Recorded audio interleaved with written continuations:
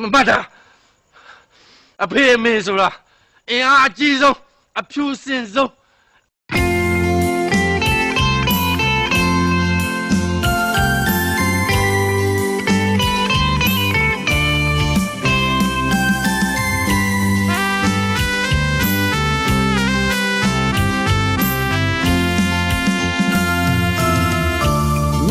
တရားတွေကြီးမားလုံးလာအနန္တကိုင်းဝင်ဖျားနဲ့နိုင်တကိုင်းနဲ့မြတ်တာမေဖျားနဲ့နိုင်တကိုင်းနဲ့မြတ်တာဖေဖေမီတို့ရဲ့ချစ်ချင်းတရားတွေတာဆက်လို့မကုန်နိုင်မေဖေမီတို့ရဲ့ချစ်ချင်းတရား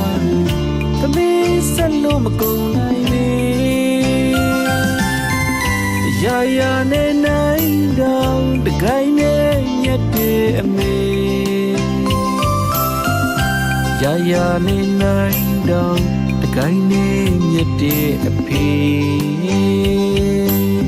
လောကဒံကိုအန်တူရဲ့ကြီးမားတဲ့မြတ်တရားပါလေ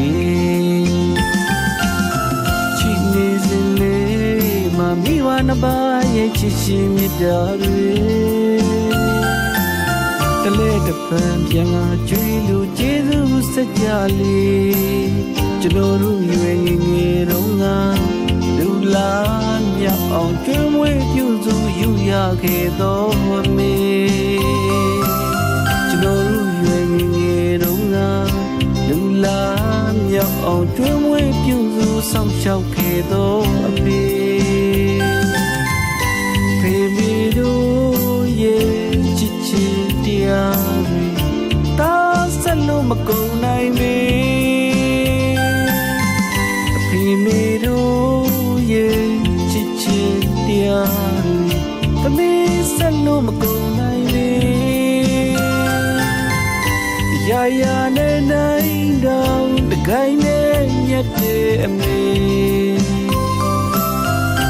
ရာရာနဲ့နိုင်တော့တကိုင်းနဲ့ညက်တဲ့အဖေလောကဒံကိုအန်တူရဲ့ကြီးမားတဲ့မြတ်တရား